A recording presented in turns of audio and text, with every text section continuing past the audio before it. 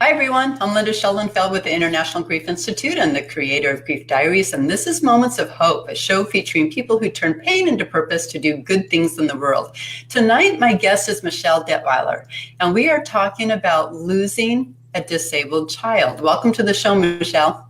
Hi, thank you. Yeah, you shared your story in one of our original Grief Diary books, Grief Diary Surviving Loss of a Child. And in that book, you shared your story of losing your daughter, Emily. Emily came to you as an infant, a medically fragile infant. And how that happened was you gave birth to your son who had some medical complications. And what that did for you was it opened up your heart to care for medically fragile children. So tell us how Emily came into your life. So when Jared was about 3, Jared's our son that was born with medical issues. He has a liver disease, and it's very rare, and the way you had to take care of him was rare, and there weren't a lot of people around that could help us take care of him. And so once I kind of got that figured out, I told my husband one day, I'd like to help somebody else with their child, but I don't know exactly what I want to do. Honey, something like daycare, but not daycare. And at that time, I saw an article in the newspaper about people were needed to help with something called respite care. And respite care is where you help parents take care of their sick or disabled child for a certain amount of days a month, and it just gives them a break. And so I showed the article to my husband and said, I think this is something we could do. But I was working full time, and it was just like, well, it's just going to be like a weekend thing or something, but let's go find out how to do it. Well, to do that, you have to get licensed as a foster parent in Washington State. And because you have a child come spend the night at your house, it doesn't matter how old the child is, you still need to be licensed. Your home needs to be licensed to know that you're an appropriate caregiver. And so we went through the classes and we got licensed as foster care, and we just kept saying, we're never going to do foster care. I'm only doing this because I want to help somebody take care of their medically fragile child.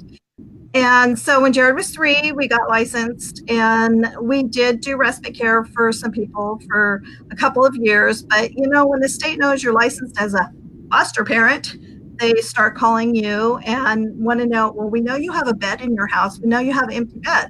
And I just said, but I work full time and I'm not ready to do that right now. But the first child that we had for foster care came to us because he needed to be at daycare, and while I was still working. And so he went to daycare and I worked, and we enjoyed having him as a foster child. And it was just a very short, he was only going to be with us for a couple months just to give his grandmother a chance to have a rest break. And when you have a disabled child or a medically fragile child, parents really need breaks. And so we got licensed to have him in foster care. And when he left, I decided that, I really like to do this, but I think I would like to have a fragile baby. And I told my husband, and let's see if we can get our finances in order so that I can quit working, and I'll stay home and do this. And that way I can be home with Jared also. And so we did. It took 2 years and took care of finances and got things consolidated so that, one could be at work. Because when you're doing foster care, you don't get paid very much. So it's it's 2 times full-time job, but you don't get paid very much. And so we began taking one child at a time, and most of the time we had just one child at a time. And for 17 years, we took one child at a time. And half the children went back to families, and half the children went to adoption. And we always had a child that had some kind of medical issues. And every child, I learned something new with this child, and with the next child, I would learn something more new. And so pretty soon I was getting more and more involved. The kids that came to us were more and more involved. And by the time we received Emily, I think it was about 6 years after we had started. And she came to you as a 6-month-old baby. Is that right? She did. We were getting ready to take a vacation, and I hadn't had a vacation. We hadn't had a vacation in years. And we were getting ready to take a vacation. We were going to go to Hawaii by ourselves. And we had never been anywhere, not even since we got married. We had never been anywhere. And they called and said, well, we have this little baby for you. And I said, no, somebody else is going to have to take her. But really, she's really special and she needs you guys. She's on oxygen and she has a feeding tube and she has an ostomy bag and she's got club feet and she has a lot of different medicines. She was drug affected and she was a 29-week preemie. And so she really needs you. And I said, you know what? I need to go on vacation. If you guys still have her in a month, when I get back, and I knew I wasn't going to be on vacation for a month, but I told them that. And I said, if you guys still have her in a month, then, I'll talk to you. And so we went on vacation and we came home and they called again. And I said, oh my, you guys didn't find anybody for her? And they said, no, we really want you. So she came into our home. They had just released her from the hospital. And in Seattle, they have a little center called Pediatric Interim Care Center in Kent. And they took her from the hospital and took her to that center because she was still weaning off of drugs. Her mom was had a problem with drugs. And so in her short little life, she was still weaning off of drugs that her mom had been taking. And so, so when she was born a preemie. She was born a preemie. And so, what about the colostomy bag and all that? What was that? Just congenital? Well, she was born with a lot of congenital issues, but preemies also often have problems with their bowels. They just don't work correctly when they're born so early.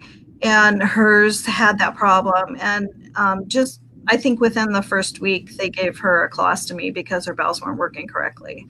But she had club feet and she had a stroke that we didn't know about right away, but she had a stroke in her head that actually was the cause of most of her disability.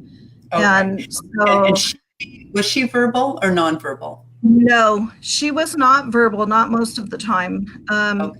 There were surprises in her life where she said things. And I used to always pray that she would be able to talk at least one time before she died. Would she just say something?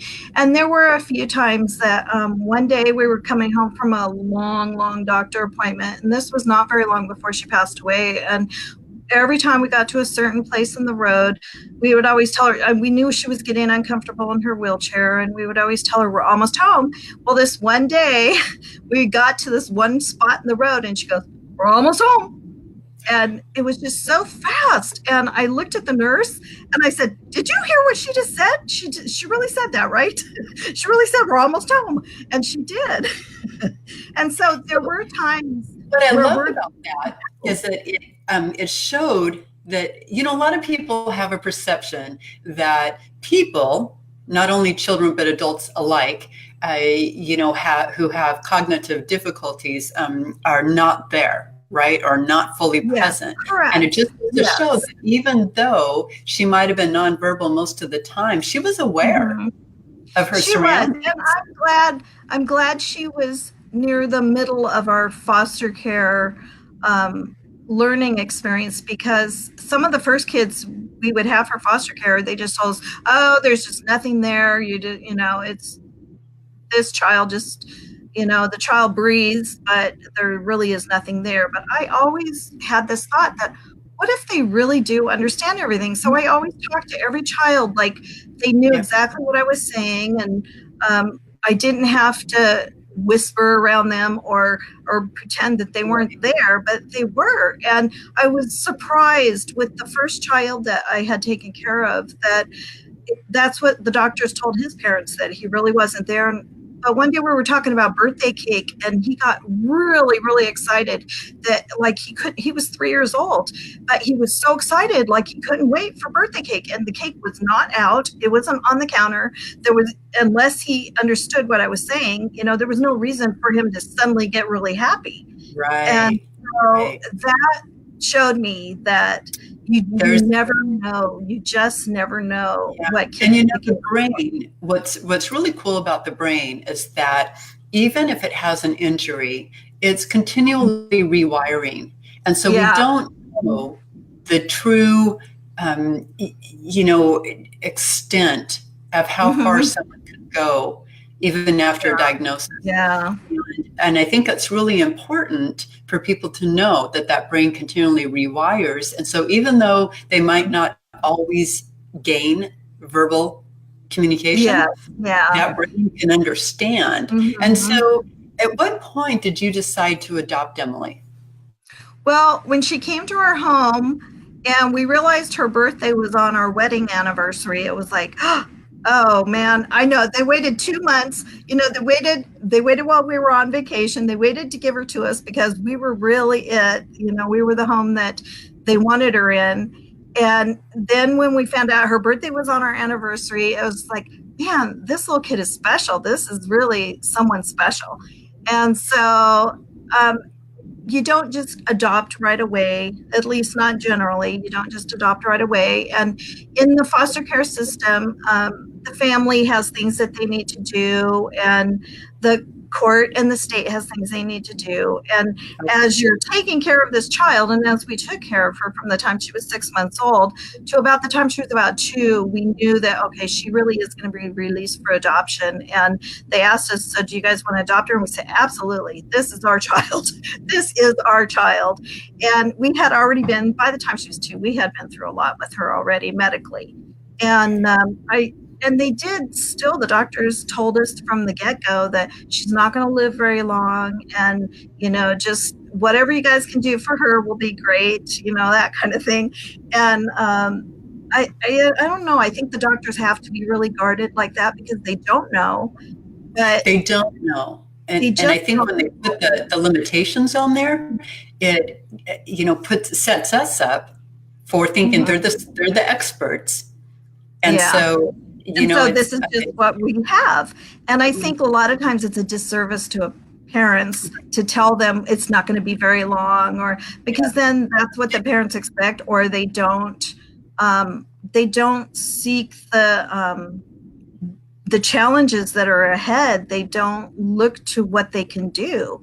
But for me as a foster parent, I had the child for the duration, and my job was to seek answers and seek help and support and that kind of stuff. Yeah. So from the beginning, I was prepared, and most parents aren't. And so from the beginning, I was prepared, but I was also prepared that she may pass away. We did have a foster child before that had passed away.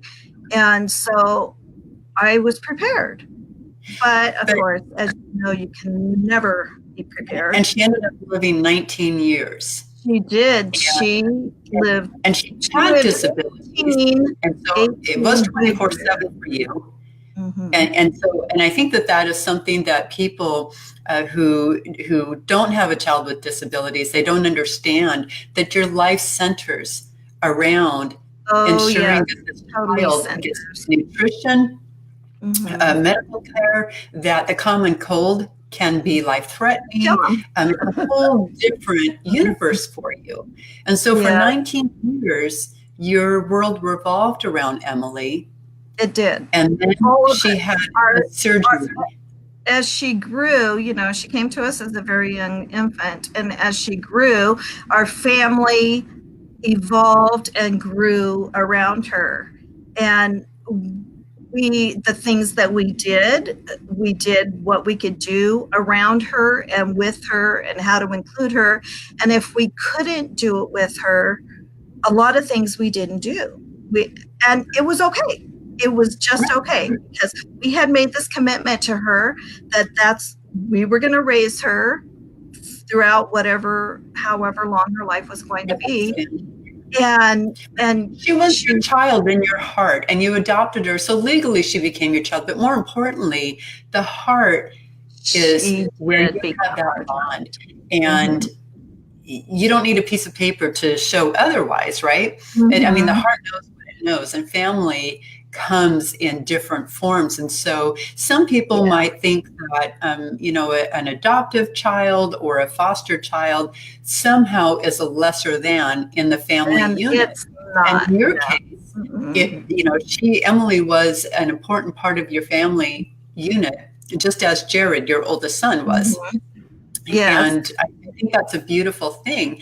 And so when Emily started to decline, she had a surgery, a bowel surgery that Mm-hmm. she didn't quite heal from, ended up having an emergency surgery, not Mm-hmm. quite healing from. And that was when you began That was to really see the this beginning decline. of the end. It was a year before she actually passed away, and the doctors, even coming out of surgery, they were saying, "I can't believe she made it through surgery." Well, of course, we Wow. heard that all before, and then Yeah, she was in the right. For 19 ICU, years. and they said, she's probably not going to make it out of the ICU. And at that point, it really became real. At that point, and it was still a year until she passed away. But suddenly, my mind was filled with, oh no, what? I didn't take pictures, or there's a special thing that Dad does with her, and he plays with her, and I really wish I had a video of that. And so all these things started playing through my mind that I really wish I had. I really wish I would have done. And even though I have this little disabled child that cannot do anything, there's still all these things that you wish you want. And suddenly in this ICU room, I was thinking of all these things. And I said, if she gets out of here, I'm going to start taking pictures. I'm going to start writing down things. I'm going to start doing things that if this is the end of her life, which I hadn't expected, because she was 18 years old. And I just thought, she could live to be 26. Who knows? But she was so fragile. She was just so fragile. I'm amazed that she turned 19. So when she got out of ICU, it took her 4 months to get out of the hospital for her bowel to heal enough to get out of the hospital. And at that point, she was being fed through a central line in her chest. And she had nursing care. And we had wonderful nurses I just loved her nurses. And so once we brought her home, she really was, she was a different child. She was in pain, and she had a life that she hadn't had before. She loved her life before. She had fun. She laughed about everything. She had her likes and her dislikes. And now she had so much medical stuff going on with her, and she had so much pain for 4 months that she just, anytime we talked about going back to the doctor, she didn't want to. And her way of saying no was sticking her tongue out like that. Okay. And so anytime we said we needed to take her somewhere, take her to the doctor, she would stick her tongue out and say no. And so I promised her when we got out of the hospital, honey, I'm not going to make you go back if you don't want to go back. And I also felt like she was 18 years old. And I know she may not have been cognitively 18, but maybe she was. I don't know. But we chose to talk to her and treat her like her age. And so I told her the last time she was in, honey, if you don't want to go back, I'm not going to make you. And I'm not going to make you go back. And so when she began to decline, it was almost a year later. And it was just like one day I saw it on her face. And I saw, oh my gosh, I knew this was going to happen, but I did not know really. I mean, you're just never ready. You are never ready. For somebody who takes care of someone who's sick, they're sick, eventually their life is going to come to a close. But I tell you, the day that I realized that, and I went out and had to tell my husband, was probably one of the hardest days of my life.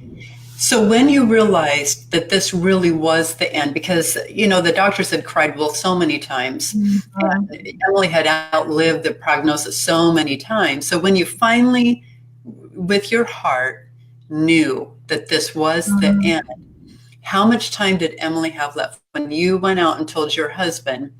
It was 2 weeks. Okay. It was 2 weeks. It may have been a little bit less than 2 weeks, but it was 2 weeks. And I just looked at him and said, I know you don't want to hear this, but I'm going to tell you now. Because nobody had told me that she was dying. Nobody had said, oh, she's got bad blood work or You're her mother. You're her mom, so you know. Knew. And so I went and told him, and he said, no, she's not. No, she's not. Yes, honey. We need to start thinking about this. She is. And so I had asked for hospice care because I didn't know anything about, we did have a baby that passed away at our house, but it wasn't an illness or anything. He passed away. And with her, I did not know what death was going to be like. I did not know what the process was. We had nursing care, but I didn't know what to expect. And so I had called the pediatrician and asked for hospice to be set up. And it was just a snafu of one thing and another thing. And they did not get there really until 1 hour before she died. And it was just a mistake after a mistake of why the person didn't get there. But we had our nurses. I did not know what to expect. I didn't know what we were supposed to do. I didn't know. And once the hospice lady got there, she took up one of my last hours with Emily because we had to fill out all this information. Oh my gosh. But we were able to fill out all the information. And one thing that hospice does do for you is when your loved one passes away, they call the funeral home. The doctor has already signed, what the paperwork that needs to be signed. They do take care of a lot of the office work stuff so that you get to be with your loved one.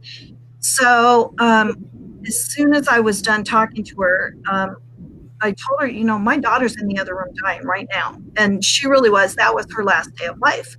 And I knew when they were supposed to come the day before, and they called and canceled and said, oh, we can't get here today, but we'll be here tomorrow. And I said, you know what? If you can't make it tomorrow, don't come, because she's not going to be here. And so they did. The lady did make it. And we live in the country. And we were out an hour away from the large city where she had to come from. Right. And so it was a little challenging for her to get there, but it wasn't her fault that she didn't really get there in time because of the snafu with the paperwork beforehand. And that doesn't happen to everybody.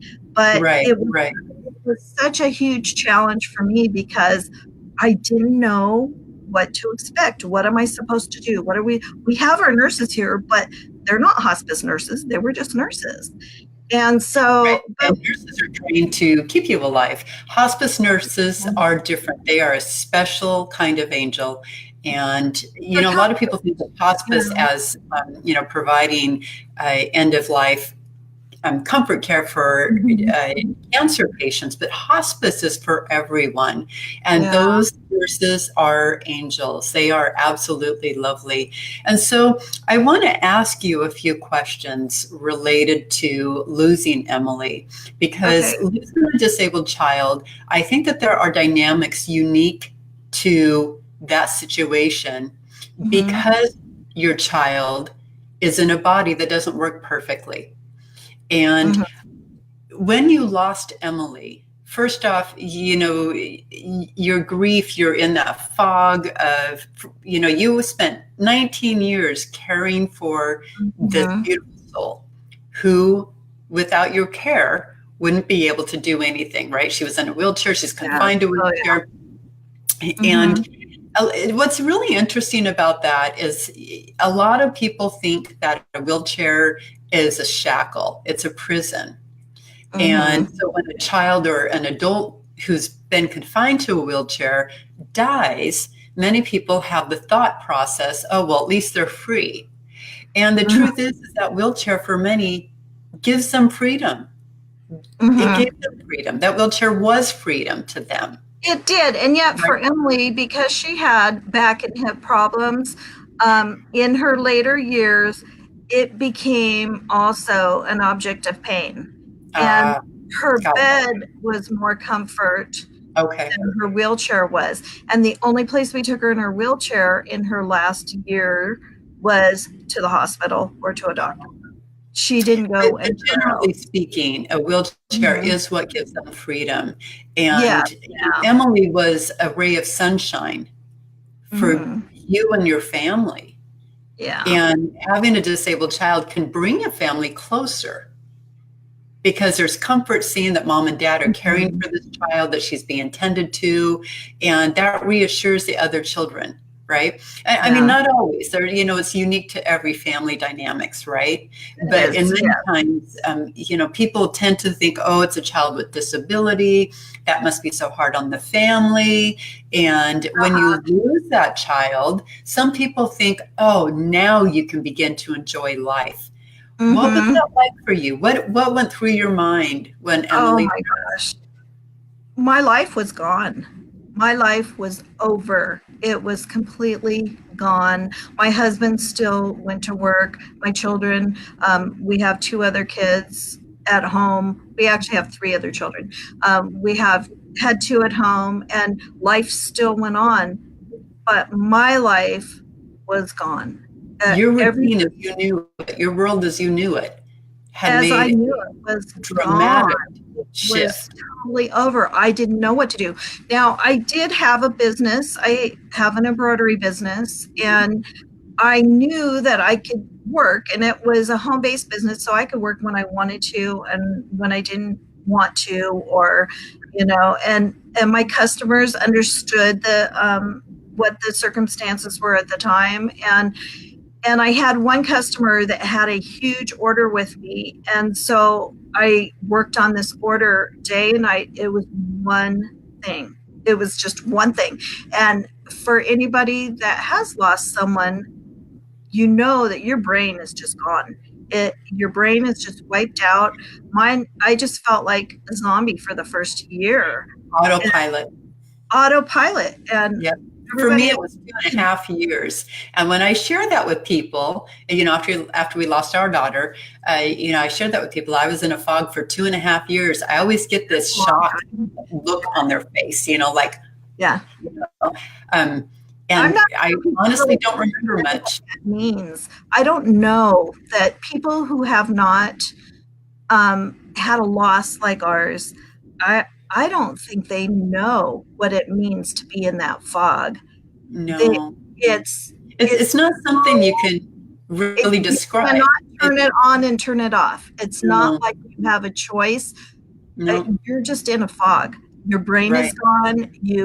If you didn't have something to do automatically, Mhm. that a lot of people, I think, sit in bed or lay Yeah, in bed or just sit in a chair and let the TV blare at them or something, yeah. because if you I don't remember have anything to do. I remember driving and wondering after I went through an intersection whether my light was green or red, not even Uh-huh. recalling. And I and I did remember exactly the thinking, same I thing. shouldn't be driving. I should not be driving. Yeah. And we probably shouldn't be for the first couple of years. But did you ever feel like some people, or did they make the comment out loud to you that it must be a relief now that Emily is gone or she's no longer Um, in? there were some people that said it must be a relief, and I just remember As to saying, reply. but I knew how to do all that. And then they would say, I don't know how you do it. But I did know how to do it all. I did it. I just did it. I was very tired after she died. And I think part of that is the grief process. But Mhm. I was so tired, I never thought I was going to get enough sleep again. And I was tired Okay. before she died. But once she passed away, and I had the luxury of sleeping, Mhm. I was so tired that I took naps. I would just sit down and my eyes would shut and I would be asleep. And I think my body was trying to recoup some of those years of I was up all night. And Mm. and then you add the grief on that, and people who have a loved one pass away are tired after their loved one dies too. And it's not, they didn't have to do any caregiving before. It just sucks the energy out of you. Right, right. And so, did you ever feel guilty about?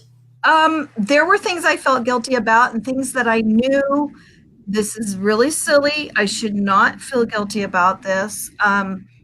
Different times where I had to leave her and leave her with a nurse, or why didn't I do, after she passed away, a few months after she passed away, I started thinking about all the different things I could have done. And I don't know if other people go through that. They probably do. But I remember thinking, why didn't I do this? If I just would have done something a different way, maybe things would have been different. Maybe she wouldn't have had as much pain, or maybe I could have gone, taken her a different route so far as the surgery went. But there's nothing you can do to change that. That is just the past. But in your grief, it's like, oh, maybe I should have done better. Maybe I could have done better. Maybe The coulda, shoulda, wouldas. there's a lot of questioning. There's a lot of questioning around death. Why did she die then? Why did I do something wrong? Did somebody else do something wrong? What really happened? Well, she had brain damage and she died. She had medical issues and she died. But back then, in the early days, that kind of stuff, it would rattle around in my empty head a lot more than other things about what I did. Did you feel relief that she was no longer in pain? Because there's something called the grief relief syndrome, and it's where you vacillate between grieving, but then relief that they're no longer suffering. Yeah. And so did you experience that? I did. I was really, I could sit here and be crying and crying because I missed her so much, and yet be so happy that she wasn't in pain, that she didn't have to go to another doctor appointment, that she didn't need more medication, that, all those challenges were finally over. And some of it was so hard. Some is still so hard for me to bear, to think about her pain and the times, and she wasn't always in pain, but the last year of her life was very painful. And to think about that when she did die, it was like, that's where my consolation was, that not in anything else. I missed her more than anything. People who have not lost a child do not know that your heart is broken. I actually had a problem with my heart after she died, and I have a cardiologist that I went to, and he said, there is a thing called broken heart syndrome. Because I said, it's real. It's real. They show. That is so strange that your heart really can be broken. Debbie Reynolds was the one who made that more mainstream when her daughter Carrie Fisher died, and within a short, what was it, 1 day, 2 days, Debbie Reynolds, Carrie's mother, died unexpectedly. And broken heart syndrome, really, it's a stressor on your heart. That severe grief, that is an emotional trauma, that's a cognitive trauma, and it wreaks havoc with our body just like a physical trauma does, just in a different way. But it affects our heart. And people can die of broken heart syndrome, which is why it's really, really important for people after you've lost a loved one to see your doctor and let them know. I'll let them know. I went to the doctor and I said, I know this is going to sound really stupid, but my heart's doing all these weird things and it hurts. My heart hurts. And my arms hurt. After she died, my arms hurt really bad. And it was like, from not holding her, my arms hurt bad. But when I went to the doctor and said my heart hurt, she goes, you need to go see your heart doctor.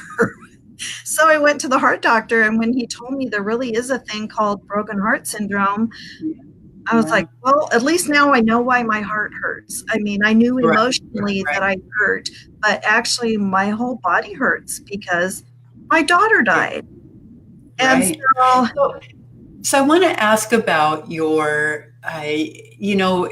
you lose a child, we at some point wonder what to do with their belongings. When you lose a disabled child, you have a whole different set of belongings. Which is one of the dynamics that are unique to your situation. So you had Emily's wheelchair, hospital bed, all of her hospital equipment. What did you do with that? What was that like for you? The chair went first because I did not care about that chair. To me, it was an instrument of pain. The last year, it wasn't her freedom. It was an instrument of pain her last year. And as soon as I could, I got that chair out of the house, and it was like in the first week. But the rest of the stuff, her bed was so important to me. because that really was where my daughter was. Yeah. Her, Yeah. where the memories were. She laid on her bed. We had parties over that bed. We played and sang, and we had birthday parties on her bed. We just, because there were times where she could not get up in her chair because of the pain of it, we included her. We just all went around her bed. We had Christmas around her bed. We had birthdays around her bed. We visitors around her bed. We ate around her bed at times, just because we didn't want to leave her out. And Right. when you have a person that's in bed all the time, you either put the bed in your living room or you go to their bedroom.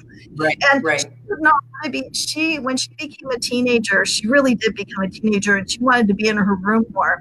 And so we knew that's where she wanted to be. She was really funny, but even though she couldn't talk, we could understand her. We could ask her yes and no questions, and she would answer. And when she became a teenager, her favorite color was black, and she liked boys, and she liked prom dresses, but no, she did not want to go to a prom. But she did like being in her room. She didn't want to be with us in the living room anymore. And so she spent a lot of time in her room with our nurses. And when friends came over, we would go into her room. And so her bed afterwards, I did not want to get rid of her bed, but there was no reason to hold on to this medical hospital. Right. And it was really hard. And so what do you do with that kind of equipment? Do you donate it? Do you consign it? I did. You're allowed to donate anything that you haven't purchased. You don't sell, you donate. And then if you want to sell equipment that you have purchased, you do that. And so, but most of the stuff I donated because I knew there were families out that needed stuff that they didn't have money for. And so there were only a couple of things that we sold. But her bed was one because it was like, oh man, it's mine. It's her, it's us. And so when I wasn't going to get rid of it, I don't think, but somebody called and asked me for it and said, no, really, I'll pay you for it. I need it. And so I was like, okay, this must be God's way of saying you really need to get that bed out of the room. Well, someone needs it, and that would pull up my heartstrings as well. Mm-hmm. You know, if someone didn't need it, then I would be hard pressed as well. Because I do. Because it's something that we've got a lot of emotional attachment to and memories attached to.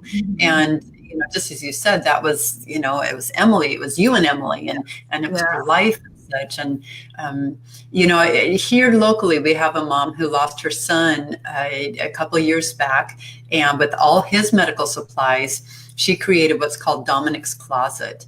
And I thought that is just a beautiful, beautiful, gesture of goodwill and donating what supplies from his closet that other people with a special needs child or medical that's child. Actually what I did. There are some groups that are on Facebook and on Craigslist and through the hospital and through the therapy centers that you can donate your things. And so that's where we donated her stuff to all these different places. And one of the other things that we donated that was really difficult for me was her communication device. And because we couldn't talk, she had a computer that she could look at, and she had a little camera, and the camera from the computer, just like we're talking right now, would watch her eyes, and whatever was on the computer, she would look, and where her eyes looked were the words that she would pick out. And so we had to program the computer for her, but we could put conversations in there and things that she might want to talk about just so that she could talk with people. But it's a very challenging thing to do. If you've ever tried to do anything with make your body totally still, but move your eyes around to all these different spots and, it's hard. We did it ourselves to use her computer, and your eyes get tired after about 5 minutes. And so it was challenging for her, but that's where we learned, that she likes the color black.